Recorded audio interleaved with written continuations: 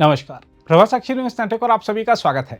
केंद्रीय मंत्रिमंडल की बैठक में आज कई महत्वपूर्ण फैसले लिए गए, जिनकी जानकारी केंद्रीय सूचना और प्रसारण मंत्री अश्विनी वैष्णव ने दी।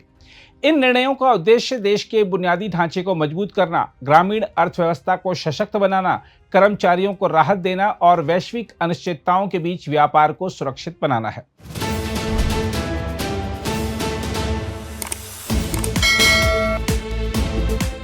सबसे प्रमुख निर्णय रेलवे क्षेत्र से जुड़ा है। आर्थिक मामलों की मंत्रिमंडलीय समिति ने लगभग 24,815 करोड़ रुपए की लागत वाली दो बड़ी रेल परियोजनाओं को मंजूरी दी है। इन परियोजनाओं में गाजियाबाद से सीतापुर तक तीसरी और चौथी रेल लाइन तथा राजमहेंद्रवरम से विशाखापत्तनम तक तीसरी और चौथी रेल लाइन का निर्माण शामिल है। इन दोनों परियोजनाओं की कुल लंबाई लगभग 601 किलोमीटर है और इनके तहत ट्रैक की कुल लंबाई 1317 किलोमीटर होगी। इन परियोजनाओं का मुख्य उद्देश्य रेल नेटवर्क की क्षमता बढ़ाना, भीड़भाड़ कम करना और माल तथा यात्रियों की आवाजाही को सुगम बनाना है। इससे संचालन क्षमता में सुधार होगा और सेवाओं की विश्वसनीयता भी बढ़ेगी। यह पहल प्रधानमंत्री के नए भारत के दृष्टिकोण के अनुरूप है, जिससे क्षेत्रीय विकास के माध्यम से लोगों को आत्मनिर्भर बनने में मदद मिलेगी। गाजियाबाद से सीतापुर परियोजना विशेष रूप से महत्वपूर्ण है, क्योंकि यह दिल्ली से पूर्वोत्तर क्षेत्र को जोड़ने वाले उच्च घनत्व नेटवर्क का हिस्सा है। वर्तमान में इस मार्ग की क्षमता उपयोग 168% तक पहुंच चुकी है, जो भविष्य में 207% तक पहुंच सकती है। इस परियोजना के पूरा होने से उत्तर प्रदेश के कई जिलों जैसे गाजियाबाद, मुरादाबाद, बरेली और सीतापुर को लाभ मिलेगा। साथ ही औद्योगिक क्षेत्रों और धार्मिक स्थलों तक पहुंच भी बेहतर होगी। दूसरी ओर राजमहेंद्रवरम से विशाखापत्तनम परियोजना पूर्वी तट के महत्वपूर्ण रेल गलियारे का हिस्सा है। यह मार्ग बंदरगाहों से जुड़ा हुआ है और माल ढुलाई के लिए अत्यंत महत्वपूर्ण है। वर्तमान में यहां भी क्षमता का उपयोग 130% तक पहुंच चुका है। इस परियोजना के तहत गोदावरी नदी पर पुल, वायाडक्ट और बाईपास जैसी संरचनाएं बनाई जाएंगी, जिससे संचालन और अधिक कुशल होगा। दोनों परियोजनाओं से कोयला, अनाज, उर्वरक, सीमेंट और इस्पात जैसे सामानों की ढुलाई में तेजी आएगी। साथ ही पर्यावरण को भी लाभ होगा, क्योंकि रेल परिवहन से कार्बन उत्सर्जन में कमी आएगी। अनुमान है कि इन परियोजनाओं से कुल 180 करोड़ किलोग्राम कार्बन उत्सर्जन में कमी होगी, जो करोड़ों पेड़ लगाने के बराबर है। हम आपको बता दें कि रेलवे के क्षेत्र में सरकार का जोर लगातार बढ़ रहा है। वर्ष 2026-27 के लिए रेलवे को रिकॉर्ड 2,65,000 करोड़ रुपए का बजट आवंटित किया गया है। देश में 1600 से अधिक इंजन बताए जा रहे हैं और भारत वैश्विक स्तर पर प्रमुख माल परिवहन देशों में शामिल होने की दिशा में तेजी से आगे बढ़ रहा है। इसके अलावा ग्रामीण विकास के क्षेत्र में भी एक महत्वपूर्ण फैसला लिया गया है। प्रधानमंत्री ग्राम सड़क योजना के तीसरे चरण को मार्च 2028 तक बढ़ा दिया गया है। इस योजना के तहत ग्रामीण सड़कों को कृषि बाजारों, स्कूलों और अस्पतालों से जोड़ा जाएगा। योजना का कुल व्यय बढ़ाकर 83,977 करोड़ रुपए कर दिया गया है। इससे ग्रामीण क्षेत्रों में व्यापार, रोजगार और आय में वृद्धि होगी तथा शिक्षा और स्वास्थ्य सेवाओं तक पहुंच आसान होगी। साथ ही केंद्रीय कर्मचारियों और पेंशन धारकों के लिए भी राहत की घोषणा की गई है। केंद्र सरकार ने महंगाई भत्ते और महंगाई राहत में 2% की बढ़ोतरी को मंजूरी दी है, जो 1 जनवरी 2026 से लागू होगी। इससे लगभग 50 लाख कर्मचारियों और 68 लाख पेंशन धारकों को लाभ मिलेगा। इस निर्णय से सरकारी खजाने पर लगभग 6,791 करोड़ रुपए का वार्षिक भार आएगा। इसके अलावा समुद्री व्यापार को सुरक्षित बनाने के लिए भारत समुद्री बीमा पूल की स्थापना को भी मंजूरी दी गई है। इसके लिए 12,980 करोड़ रुपए की संप्रभु गारंटी दी जाएगी। यह पहल वैश्विक अस्थिरता और भू राजनीतिक तनाव के बीच भारतीय जहाजों और माल के लिए बीमा सुरक्षा सुनिश्चित करेगी। इससे विदेशी बीमा पर निर्भरता कम होगी और देश की आर्थिक संप्रभुता मजबूत होगी। कुल मिलाकर मंत्रिमंडल के ये फैसले बुनियादी ढांचे के विस्तार, ग्रामीण विकास, सामाजिक सुरक्षा और आर्थिक आत्मनिर्भरता की दिशा में एक व्यापक कदम है, जो विकसित भारत के लक्ष्य को हासिल करने में महत्वपूर्ण भूमिका निभाएंगे। बहरहाल, आइए देखते हैं संवाददाता सम्मेलन में केंद्रीय सूचना और प्रसारण मंत्री अश्विनी वैष्णव ने क्या जानकारियां दी हैं। 5 बड़े फैसले हैं, 1,28,563 करोड़ रुपए के। इन सब के बारे में एक एक करके बताऊंगा आपको। भारत मैरीटाइम इंश्योरेंस पूल, जो शिपिंग सेक्टर के लिए है। हमारे जितने भी सेंट्रल गवर्नमेंट के कर्मचारी साथी हैं, उनके लिए डीए और डीआर बढ़ाया गया है। डीआर पेंशनर्स के लिए, डीए एम्प्लॉयज के लिए। प्रधानमंत्री ग्राम सड़क योजना को 3 साल के लिए, योजना 3, इसको आगे एक्सटेंशन किया गया है। फिर 2 रेलवे के प्रोजेक्ट्स हैं, गाजियाबाद से Sitapur 3rd and 4th line, और राजमंड्री से Visakhapatnam 3rd and 4th line. सबसे पहले हमारा मैरीटाइम इंश्योरेंस, ये हम सब जानते हैं कि जो आज की जियोपॉलिटिकल सिचुएशन है उससे समझ में आया कि दुनिया भर में जो इंश्योरेंस का सिस्टम होता है और री इंश्योरेंस का सिस्टम होता है, उस सिस्टम में इस तरह के बड़े सीरियस प्रॉब्लमेटिक समय के लिए कोई ऐसी व्यवस्था नहीं थी। उस व्यवस्था को बनाने के लिए एक बड़ा फैसला लिया गया, भारत मैरीटाइम इंश्योरेंस पूल। कोई भी जो शिप जब जाती है ओशन में, तब उसका एक इंश्योरेंस होता है। इंश्योरेंस कई प्रकार की एक्टिविटीज के लिए होता है। एक बेसिक इंश्योरेंस हो गया, कोई डैमेज होता है उसके लिए। दूसरा कोई प्रोटेक्शन एंड इंडेमनिटी के लिए। मान लो किसी पोर्ट में गए, पोर्ट में जाने के टाइम में पोर्ट की जो बर्थ होती है उसके साथ बाय चांस स्ट्राइक कर गए, तो उसमें पोर्ट वाले आपके ऊपर कोई क्लेम ना डाले, इसके लिए इंडेमनिटी का इंश्योरेंस होता है, तो उसको P&I बोलते हैं। फिर पॉलिटिकल रिस्क होती है, कई जगह वॉर की रिस्क होती है। उन सारी रिस्क्स को अगर हम देखें तो इंश्योरेंस का एक बड़ा फैक्टर जो इस वेस्ट एशिया कॉन्फ्लिक्ट के टाइम में समझ में आया दुनिया को, कि इंश्योरर्स और री इंश्योरर्स वहां जाने वाले, वेस्ट एशिया में जाने वाले शिप्स को इंश्योर करने के लिए तैयार नहीं है। तो इसमें ये शिप ओनर है, उसके पीछे इंश्योरर, और उसके पीछे री इंश्योरर, और उसके पीछे सॉवरेन बैकस्टॉप। अगर इस तरीके से देखें तो ये व्यवस्था की गई है इस प्रोग्राम के तहत। करीब 12,980 करोड़ रुपए की सॉवरेन गारंटी का एक फंड क्रिएट किया जाएगा जो कि मैरीटाइम इंश्योरेंस के लिए रहेगा। जितनी भी तरह की मैरीटाइम रिस्क्स हैं, हल, मशीनरी, कार्गो, P&I, वॉर, इन सब को इससे कवर करेंगे। किन वेसल्स को हम कवर करेंगे? जो इंडिया फ्लैग्ड वेसल्स हैं, जो इंडिया कंट्रोल्ड वेसल्स हैं, और जो भारत से या तो जिनका ओरिजिन है या डेस्टिनेशन है। और ये 10 साल का पीरियड रहेगा, जिसमें 5 साल और एक्सटेंशन किया जा सकता है। वो इसमें 2 टियर्स हैं। एक टियर जो शिप ओनर्स हैं, और दूसरे जो ऑयल मार्केटिंग कंपनीज हैं, OMCs हैं, वो लोग एक म्यूचुअल रिस्क इंश्योरेंस का एक फंड वो लोग कंट्रीब्यूट करेंगे। और उसके पीछे GIC और भारत सरकार, वो दोनों GIC री इंश्योरेंस, वो दोनों मिलके उसको बैकस्टॉप करेंगे, उसके कंप्लीट री इंश्योरेंस को और ज्यादा उसमें मजबूत करेंगे। बहुत बड़ा इसका लाभ होगा। सबसे बड़ी बात, जो हमारी डिपेंडेंसी फॉरेन इंश्योरर्स पे है, वो इससे कम हो जाएगी। और जिस तरह से भारत की GDP बढ़ रही है, भारत आगे आर्थिक दृष्टि से एक मजबूत ताकत की तरह उभर रहा है, तो हमारी मैरीटाइम ट्रेड बहुत बढ़ने वाली आने वाले समय में। उस हिसाब से भारत की तरफ से भी एक री इंश्योरेंस की सुविधा, एक री इंश्योरेंस की फैसिलिटी जरूरत थी। अभी री इंश्योरेंस प्रैक्टिकली एक लंदन में और दूसरी स्विट्जरलैंड में, ये 2 जगह पे सारा उनका फोकस है। वहां से बाहर निकल के भारत एक उसमें जुड़ेगा।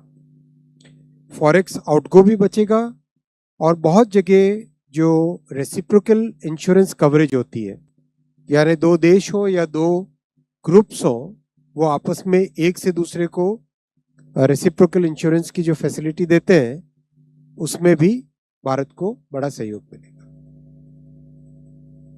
दूसरा बहुत बड़ा फैसला आज लिया गया, और मैं बहुत हार्दिक अभिनंदन करना चाहूंगा हमारे केंद्र सरकार के जितने भी कर्मचारी हैं और जितने पेंशनर्स हैं, उनके लिए DA और DR बढ़ाया गया जिसकी टोटल लागत भारत सरकार को आएगी 6,791 करोड़ रुपीस।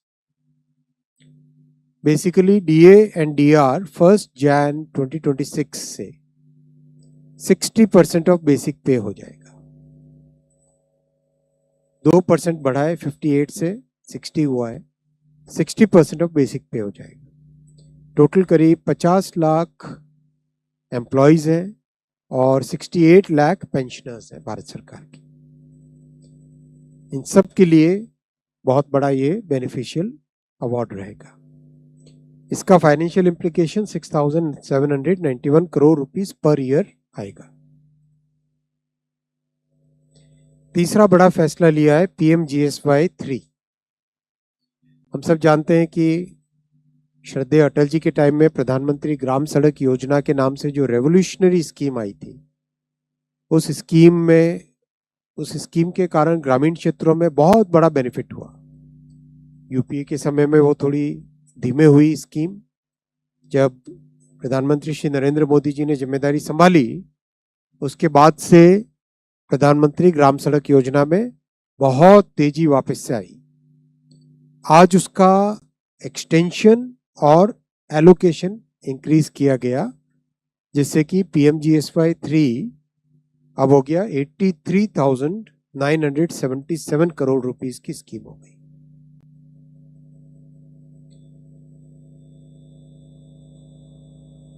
अगर हम इसे देखें, इस पूरे प्रोग्राम में अब तक करीब 8 लाख किलोमीटर सड़कें बनी है। 8 लाख किलोमीटर, 7.95 लाख किलोमीटर।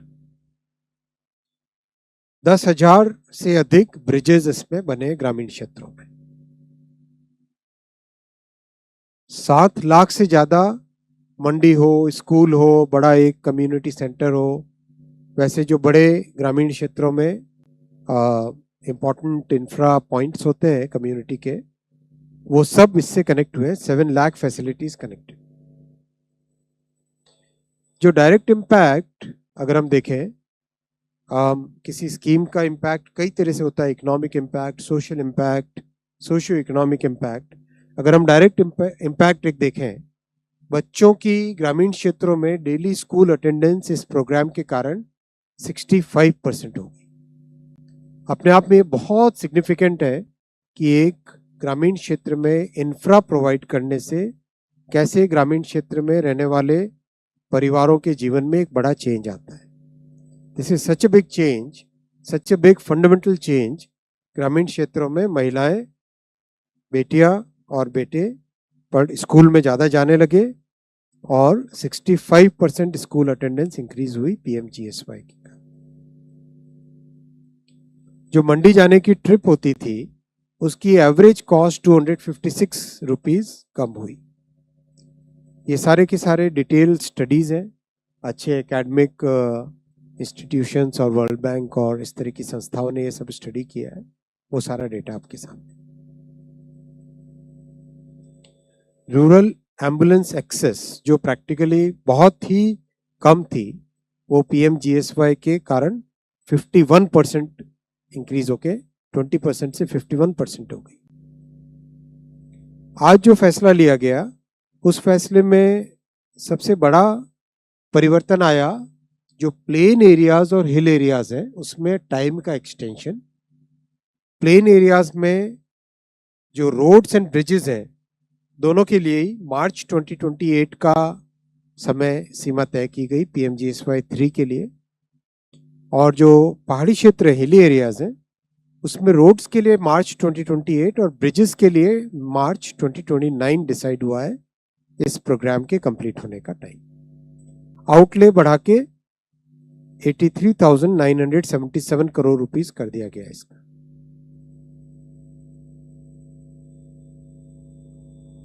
बहुत बेनिफिट होगा। जो अभी प्रोजेक्ट्स चल रहे हैं, उन प्रोजेक्ट्स को कंटिन्यू कर पाएंगे, कंप्लीट कर पाएंगे। और भी जिस तरह के नए चैलेंजेस क्लाइमेट चेंज के कारण और रेजिलिएंट बनाना है अपने देश के इंफ्रा को, उसके लिए जो फंड और टाइम जो चाहिए था, वो इसमें कंप्लीट होगा। अब मैं आता हूं 2 रेलवे प्रोजेक्ट्स के लिए। दोनों बहुत ही इंपॉर्टेंट प्रोजेक्ट्स हैं। एक नॉर्थ में गाजियाबाद से सीतापुर वाला स्ट्रेच है, काफी लंबा स्ट्रेच है, और दूसरा विशाखापट्टनम से राजमंड्री का स्ट्रेच है। दोनों के दोनों बहुत ही महत्वपूर्ण प्रोजेक्ट्स हैं। गाजियाबाद से सीतापुर प्रैक्टिकली देश के सबसे ज़्यादा कंजेस्टेड सेक्शंस में से एक है। गाजियाबाद में अगर हम देखें तो इतनी ट्रेन्स है कि ऑलमोस्ट एवरी 5 मिनट्स या तो कोई ट्रेन वहां से निकल रही है या कोई ट्रेन अंदर आ रही है स्टेशन से। It is such an important station कि यहाँ से आगे यानी दिल्ली, न्यू दिल्ली एरिया, दिल्ली का जो एरिया का जितना ट्रैफिक है और बहुत सारा वेस्ट और नॉर्थ इंडिया का जो ट्रैफिक है वो सारा गाजियाबाद की विया होके निकलता है। इसीलिए गाजियाबाद से आगे हमें टुवर्ड्स नेपाल वाले बॉर्डर की साइड वाला रूट है वो, और जो टुवर्ड्स कानपुर वाला रूट है, दोनों ही रूट्स पे कैपेसिटी बढ़ाने की जरूरत है। तो कैपेसिटी बढ़ाने का पहला काम डेडिकेटेड फ्रेट कॉरिडोर से हुआ, और दूसरा ये बड़ा काम आज Ghaziabad Sitapur 3rd and 4th line which is practically like a freight corridor की तरह है, उस तरह का ये नया एक प्रोजेक्ट लिया गया आज कैबिनेट में। ये गाजियाबाद है यहाँ से दिल्ली के, और आगे Sitapur all the way almost near Lucknow. अगर हम मैप पे देखें गाजियाबाद, गाजियाबाद के बाद में हापुड़, गजरौला, मुरादाबाद, रामपुर, बरेली, रोजा और सीतापुर, यहाँ तक कंप्लीट 4 लेनिंग होगा और 4 लाइनिंग होगा और क्वाड्रुपलिंग होके प्रैक्टिकली एक तरीके से एक नया कॉरिडोर यहाँ पे बनेगा। प्रैक्टिकली गाजियाबाद से लेके सीतापुर तक एक नया कॉरिडोर पूरा डबल लाइन का बनेगा। कई नए इसमें इनोवेशंस किए जाएंगे, जहाँ पर शहर को या छोटे स्टेशन को कनेक्ट करके कोई खास बेनिफिट नहीं होना है, वहाँ पे उसको बाईपास करके भी निकला जाएगा। जहाँ पे शहर के अंदर बहुत कंजेशन है, वहाँ पे शहर से बाहर बाईपास होके निकाला जाएगा। कंप्लीट कवच फिटेड होगा ये, और कंप्लीट हाई कैपेसिटी और हाई स्पीड के लिए ये डिजाइन होगा, सेमी हाई स्पीड के लिए डिजाइन होगा ये प्रोजेक्ट। बहुत बड़ा प्रोजेक्ट है, 14,926 करोड़ रुपीस का प्रोजेक्ट है। 14,926 करोड़ रुपीस का प्रोजेक्ट है, और 403 किलोमीटर्स का इसका रूट का लेंथ है। 6 नए स्टेशन इसमें बनेंगे, new Hapur, new Moradabad, new Rampur, new Bareilly, new Shahjahanpur और न्यू सीतापुर। कई उत्तर प्रदेश के जिले इससे कनेक्ट होंगे, गाजियाबाद, हापुड़, अमरोहा, मुरादाबाद, रामपुर, बरेली, शाहजहांपुर, लखीमपुर खीरी, हरदोई और सीतापुर। ये सारे जिले इससे प्रोजेक्ट से कनेक्टिविटी इनकी बढ़ेगी। कई नई गाड़ियां चलाई जा सकेंगी, कार्गो का मूवमेंट बहुत स्मूथ हो जाएगा। विशेषकर जो नॉर्थ इंडिया के पावर प्लांट्स हैं, नॉर्थ इंडिया के इंडस्ट्रियल सेंटर्स हैं, उन सब के लिए बहुत इसका बेनिफिट होगा। प्रोजेक्ट की कॉम्प्लेक्सिटी को हम समझें तो 5 मेगा ब्रिजेस हैं इसमें, कई नदियां हैं, 52 मेजर ब्रिजेस हैं और 306 माइनर ब्रिजेस हैं। बहुत बड़ा प्रोजेक्ट है। अंडरपासेस 238 है और फ्लाईओवर्स, रोड वाले फ्लाईओवर्स 9 है, और 5 जगह पे रेलवे का फ्लाईओवर रहेगा। ट्रेन की पटरी एक लेवल पे, दूसरे लेवल पे भी ट्रेन की पटरी उसके ऊपर से जाए। ट्रैक लेंथ 859 किलोमीटर्स होगी। कई जगह लूप लाइन बनती है, कई जगह उसके कनेक्टिंग एरियाज बनते हैं। बहुत बड़ा जो इंडस्ट्रियल क्लस्टर बन के उभर रहा है गाजियाबाद, मुरादाबाद और शाहजहांपुर, हैंडीक्राफ्ट्स हो, मशीनरी हो, इलेक्ट्रॉनिक्स हो, फार्मा एक्सपोर्ट्स हो, टेक्सटाइल, कारपेट, फर्नीचर, ब्रासवेयर, हैंडीक्राफ्ट्स, इन सब के लिए बहुत अच्छी कंटेनर की फैसिलिटीज यहाँ से क्रिएट हो पाएगी, जो कि गाजियाबाद के आगे हापुड़ के पास में फ्रेट कॉरिडोर से भी जुड़ जाएगा। फ्रेट कॉरिडोर से जुड़ने से सीधा हमारे जो पोर्ट्स हैं वेस्टर्न कोस्ट पे, उन पोर्ट से ये सीधा जुड़ जाएगा।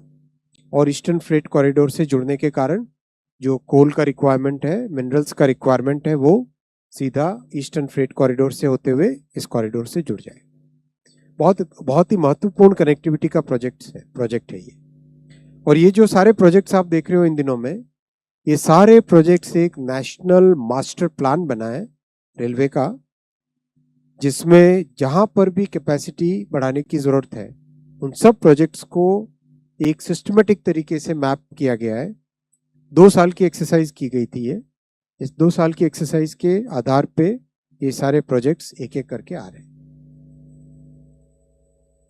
ये प्रोजेक्ट करीब 36 मिलियन टन कार्गो लेगा और इससे जो कार्बन डाइऑक्साइड की सेविंग होगी, यानी रोड से रेल की तरफ शिफ्ट होने के कारण जो कार्बन डाइऑक्साइड की सेविंग होगी, वो 129 crore kilograms every year, which is equivalent to planting 5 crore trees. अगर हम प्लांट करते हैं, वो जितना CO2 बचाते उतना कार्बन डाइऑक्साइड बचेगा by having this railway corridor, so that the cargo and people movement can shift from road to rail.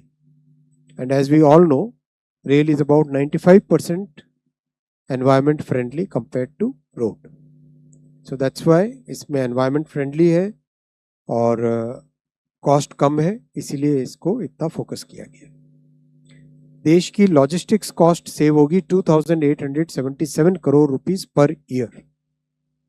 तो हम जो बड़ा टारगेट एक लेके चल रहे हैं कि देश की लॉजिस्टिक्स कॉस्ट दुनिया के बेंचमार्क के साथ कंपेरेबल हो, उसमें इस तरह के प्रोजेक्ट्स का बहुत बड़ा रोल होगा, रेलवे के प्रोजेक्ट्स का बहुत बड़ा रोल होगा।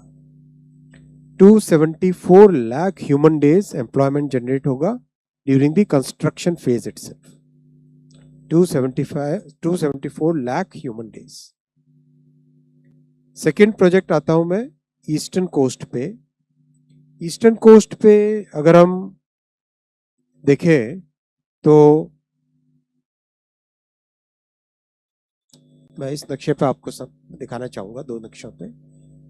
ये हावड़ा शियालदा एरिया है बंगाल में। हावड़ा शियालदा से खड़गपुर एक बड़ा जंक्शन आता है, जिसमें साउथ की तरफ ट्रेन जाती है और वेस्ट की तरफ ट्रेन जाती है और नॉर्थ की तरफ ट्रेन जाती है। खड़गपुर हावड़ा ऑलरेडी 4 लाइनिंग हो चुका है और जहां जहां काम कुछ बाकी है वहां पे काम चल रहा है, कंप्लीट हो रहा है। खड़गपुर से नीचे भद्रक, ये रूपसा, बालासोर, इसके बाद में अगर उड़ीसा में आ गए हम, वहां से खड़गपुर से अगर ऊपर देखे रूपसा, बालेश्वर, भद्रक, जखापुरा, हरिदासपुर, ये जो उड़ीसा के कोस्ट के साथ कंप्लीट रेलवे लाइन है, इसमें जहां पर भी डबल लाइन है वहां पे 2 और लाइन बनाई जा रही है। जहां पे ट्रिपल लाइन है वहां पे 1 और लाइन बना के 4 लाइन किया जा रहा है। यानी all the way from Kolkata, यानी हावड़ा, सांतरागाछी, खड़गपुर और नीचे बालेश्वर, भद्रक, जखापुरा, हरिदासपुर, कटक, भुवनेश्वर, खुर्दा और बरहमपुर, ये कंप्लीट जो उड़ीसा का स्ट्रेच है, इसको कंप्लीट 4 लाइनिंग किया जा रहा है। एक एक करके प्रोजेक्ट्स हाथ में ले रहे हैं। और नीचे उसके बाद में हम जाएं तो आंध्रा का आता है। तो आंध्रा में बरहमपुर के बाद में नावपड़ा, विजयनगरम के बाद में विशाखापट्टनम के बाद में इधर हम आते हैं समलकोट और आगे इधर आते हैं विजयवाड़ा जंक्शन तक, और उसके बाद में नीचे की तरफ यहाँ पे all the way up to Chennai, ये यहाँ पर। इस कंप्लीट स्ट्रेच को, यानी कोलकाता से चेन्नई तक के स्ट्रेच को 4 लाइनिंग किया जा रहा है। उसी के अलग अलग प्रोजेक्ट्स एक एक करके कैबिनेट में लेके जा रहे हैं हम लोग। तो आज जो सेक्शन लेके गए वो है दुवड़ा स्टेशन का नाम है, बेसिकली विशाखापट्टनम एरिया है ये। तो वाइजैग का, विशाखापट्टनम का दुवड़ा स्टेशन से लेके राजमंड्री का निदादवलु स्टेशन, यानी समझो राजमंड्री से लेके विशाखापट्टनम तक का क्वाड्रुपलिंग का ये प्रोजेक्ट है, 4 लाइनिंग का प्रोजेक्ट है।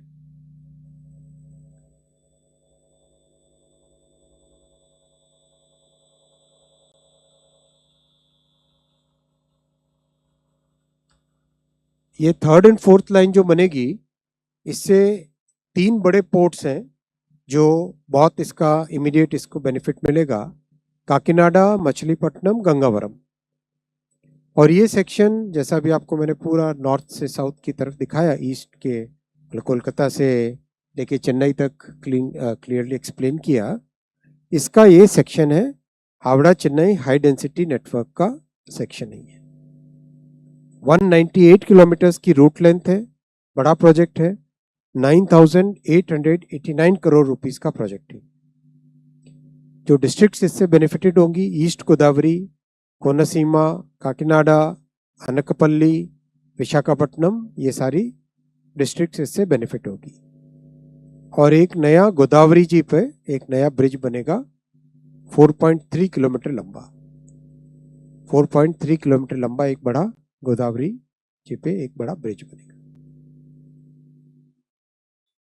ये भी प्रोजेक्ट बहुत कॉम्प्लेक्स है, कई नदियां हैं इस रास्ते में, 3 मेगा ब्रिजेस बनेंगे, 58 मेजर ब्रिजेस बनेंगे, 416 माइनर ब्रिजेस बनेंगे, 73 अंडरपासेस होंगे, 3 फ्लाईओवर्स होंगे और वायाडक्ट 2.7 किलोमीटर्स होगा।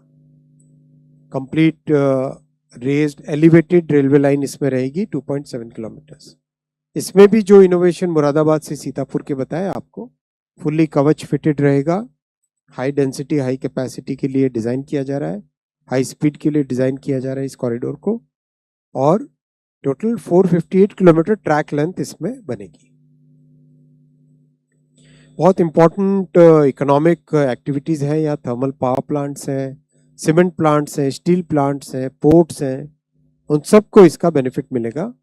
और 29 मिलियन टन एक्स्ट्रा कार्गो जो रोड से शिफ्ट होके रेलवे में आएगा, which will mean carbon dioxide saving will be 51.5 crore kilograms every year,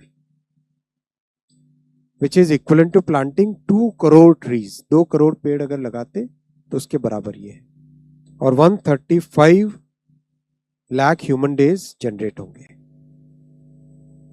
तो साथियों, एनडीए 3.0 में जो इंफ्रा के प्रोजेक्ट्स अब तक सैंक्शन हुए हैं, 53 रेलवे प्रोजेक्ट्स 2 लाख करोड़ के, 31 हाईवे प्रोजेक्ट्स 3,38,000 करोड़ के, 11 मेट्रो प्रोजेक्ट्स 1,44,000 करोड़ के, 5 न्यू एयरपोर्ट्स और मॉडिफाइड उड़ान 37,000 करोड़ की, 1 मेजर पोर्ट और शिपिंग रिफॉर्म्स 1,58,000 करोड़ के, 2 न्यू रोपवे 6,800 करोड़ के, हाइड्रो प्रोजेक्ट्स 71,000 करोड़ रुपीस के, इंडस्ट्रियल स्मार्ट सिटीज और इंडस्ट्रियल पार्क 62,000 करोड़ के, प्रधानमंत्री आवास योजना 5,36,000 करोड़ रुपीस के, और हर घर नल से जल के लिए जल जीवन मिशन 8.7 लाख करोड़ रुपीस।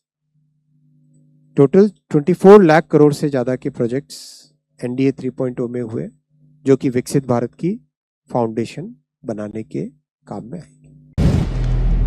अगर आप भी लेना चाहते हैं देश दुनिया की तमाम जानकारी, तो आज ही सब्सक्राइब करें हमारे चैनल को। साथ ही नीचे दिए बेल आइकन को जरूर दबाएं ताकि हर अपडेट आप तक पहुंच सके।